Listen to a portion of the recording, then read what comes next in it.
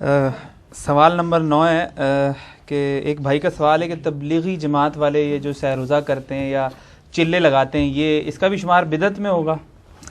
ہاں جی، اگر وہ چلے لگا رہے ہیں تبلیغی جماعت والے تو بریلویوں کے نزدیک بدعت ہوگا، اور اگر دعوت اسلامی والے 4 روزہ لگا رہے ہیں مدنی قافلہ تو وہ ٹھیک ہوگا، کوئی بدعت نہیں ہے۔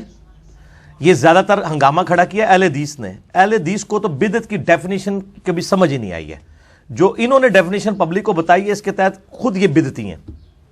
ختم بخاری نہیں کرواتے اہل حدیث، کہتے ہیں ثواب کے لیے نہیں کراتے، تو آپ بورڈ کے اوپر لکھا کریں اتنا موٹا کہ بغیر ثواب کے نیت سے ختم بخاری میں شریک ہوں، تاکہ تانوں ہی کر پیا بھی چندہ کوئی نہ دے۔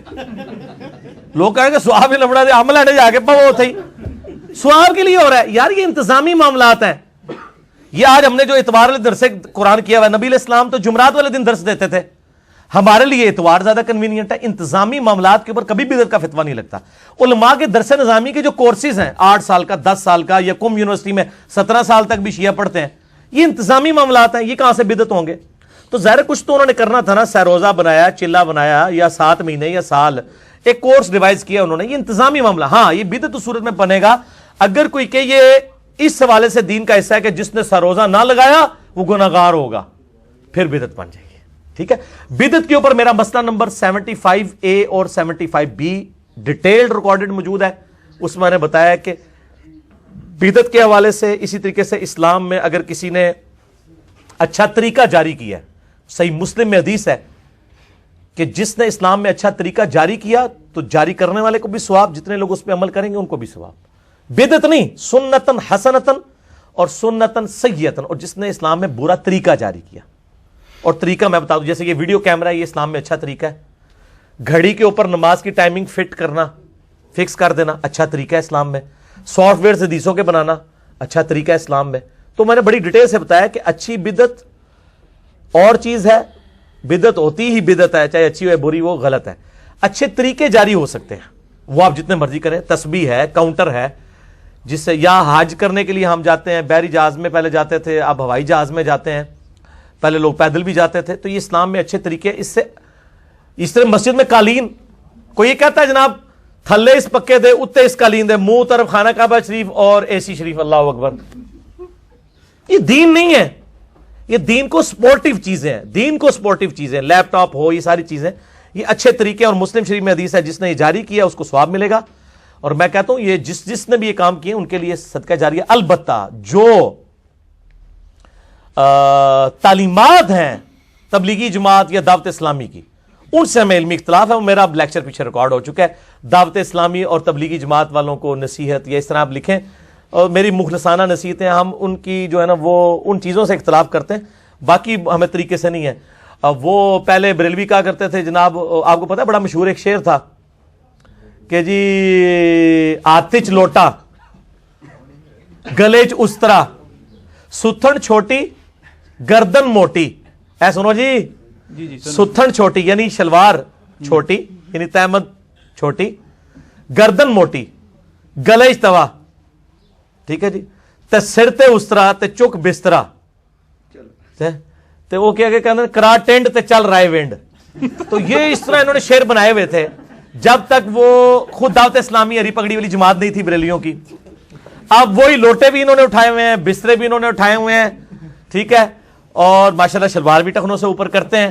تو یہ سنتیں تھی جس کا مذاق انہوں نے اڑایا، اور آج ان کو بھگتنا پڑ رہا ہے، اب سب کچھ کر رہے ہیں۔ تو جو چیز مطلب آپ اس طریقے سے غلط طریقے سے لوگوں کے اوپر نہ فتویٰ بازی کریں، ادروائز مصیبت کھڑی ہو جائے گی۔ میں اہل حدیث سے کہوں گا خدا کے لیے یہ آپ فتوے نہ لگائیں، آپ علمی اختلاف کریں کہ ان کی جو تعلیمات میں جو کمزوریاں ان کو ہائی لائٹ کریں۔ ٹھیک ہوگا جی؟ ٹھیک انشاءاللہ۔ اکثر ایسا ہوتا ہے جب ہم لوگوں کو حق بات بتاتے ہیں تو پلٹ کر جواب دیتے ہیں بھائی لکم دینکم ولی دین، اپنے قبر میں جانا اپنے، میں نے اپنے میں جانا، بحث کی کوئی ضرورت نہیں ہے۔ یہ جناب یہ لگ پتہ جائے گا انہوں جناب، اے جڑے آدھے نا لکم دینکم ولی دین، یہ اپنے دنیاوی معاملات میں تو کبھی نہیں ایسے کرتے کہ آپ اس کو کہیں کہ یار یہ دیکھیں جب آپ کے لیے جو گورنمنٹ نے اناؤنسمنٹ کی ہے کہ جو اپنا شناختی کارڈ دکھائے گا اسے 1 لاکھ روپے دیا جائے گا اگر وہ جیلم کا شہری ہے، تو ادھر تو نہیں کہیں گے لکم دینکم ولی دین، تو ہی لایا میں نہیں لیندا۔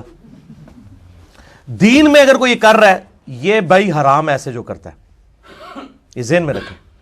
قرآن حکیم میں اللہ تعالیٰ نے سورہ جو السجدہ ہے نا جی، پارہ نمبر 21 کے اندر سورہ السجدہ، اسے سورہ الف لام میم السجدہ کہتے ہیں، اس کی آخری آیت یہی ہے.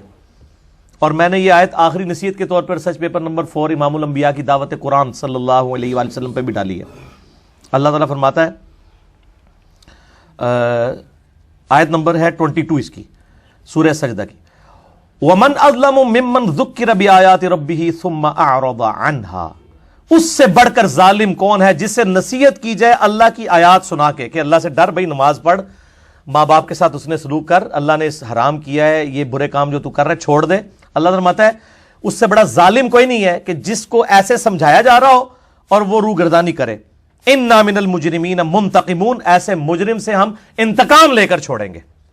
اللہ نے کتنے سخت الفاظ استعمال کیے کہ ایسے مجرموں سے ہم انتقام لیں گے جو لوگ ان کو اللہ کی طرف بلاتے ہیں اور اس کے بعد وہ اس سے روگردانی کرتے ہیں. ٹھیک ہے جی، یہ بڑا خطرناک معاملہ ہے.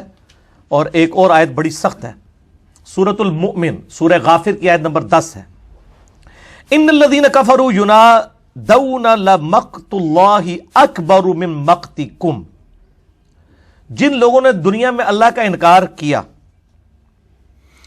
یعنی جن کو اللہ کی طرف بلایا جاتا تھا اور وہ روگردانی کرتے تھے، اللہ تعالیٰ فرماتا ہے کہ اللہ تعالیٰ ان کو قیامت الدین خطاب کر کے کہے گا، ان الذین کفروا ینادون لمقت اللہ اکبر من مقتکم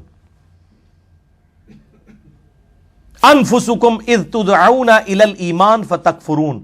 اللہ تعالیٰ فرمائے گا کہ دنیا میں مجھے اس سے زیادہ کوفت اور تکلیف ہوتی تھی جتنی آج تمہیں میرے عذاب سے ہو رہی ہے، جب تمہیں دنیا میں میری طرف بلایا جاتا تھا اور تم مجھ سے روگردانی کرتے تھے.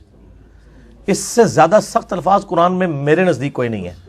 اس سے چھوٹا بچہ، یعنی بغیر میں ریزیمبلنس کی بات کر رہا ہوں کہ ہوں پتہ لگا بچو جی، اللہ تعالیٰ ہمارا ہے، ہم ان لوگوں کو قیامت والے دن جن کو دنیا میں اللہ کی طرف بلایا جاتا تھا، ان کو اللہ تعالیٰ جب ان کو عذاب دے گا نا تو اللہ تعالیٰ فرمائے گا آج تم اپنی جانوں سے جس طرح بیزار ہو نا اس تکلیف سے، اس سے زیادہ ہمیں تکلیف ہوتی تھی جب تمہیں دنیا میں اللہ کی طرف بلایا جاتا تھا اور تم کہتے تو اپنا کام کر، میں اپنا کام کر.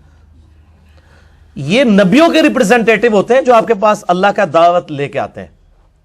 اس کا مطلب ہے کہ وقت کا پیغمبر بھی آپ کے پاس آتا، آپ اس کے ساتھ بھی یہی کچھ کرتے. آج وہ لوگ کہتے ہیں نا وہ تیرے ہوتے جنم لیا ہوتا، میں کہنا ہاں ہو سکتا ہے پھر ابو جہل ہی ہوتا، ضروری نہیں ہے کہ ابو بکر عمر عثمان علی ہوتا. ہو پتہ نہیں کی ہوندا تو ہوں نہیں تینوں سمجھ پہ آندی 1400 سال بعد، تو اس ٹائم پتہ نہیں تو کی ہوندا. ٹھیک ہے، تیرے ہوتے جنم لیا ہوتا. تو یہ اس طرح نہیں میرے بھائیو. نبی علیہ السلام کا وہ نمائندہ ہے جو آپ کے پاس کتاب و سنت کی دعوت لے کے آئے. مت ڈانٹیں اسے، حق بات قبول کرنی ہے کریں، نہیں کرنی نہ کریں، لیکن ڈانٹیں نہیں. ٹھیک ہے جی، مجرم ایسے لوگ جو یہ کر رہے ہیں. میں تو یار یعنی میں اب وہ اپنی کو تعریف نہیں کرتا، میرا علمی سٹیٹس پوری دنیا کے سامنے ہے. تبلیغی جماعت کے بوڑھے بوڑھے لوگ جو بےچارے صحیح طریقے سے بات بھی نہیں کر سکتے، مجھے کئی بار بٹھا لیتے ہیں مسجد میں بیٹھ کے سنتا رہتا ہوں ان کی بات، حالانکہ مجھے پتا ہے قرآن کی ایک آیت کا وہ ترجمہ نہیں کر سکتے، لیکن بےچارے اخلاص کے ساتھ نکلے ہوئے ہیں، اللہ کے لیے آئے ہیں. جو بات کرے آپ بات ان کی سنیں. کیوں لڑائی جھگڑا کرتے ہیں؟ کیوں ان کے بسترے اٹھا کے باہر پھینکتے ہیں؟ اللہ کے لیے نکلیں یار، آپ سے کچھ مانگ نہیں رہے، اپنی جیب سے خرچ کیا ہے. ٹھیک ہے نا، کسی بھی جماعت کے لوگ ہیں تو ان کا ریگارڈ کریں.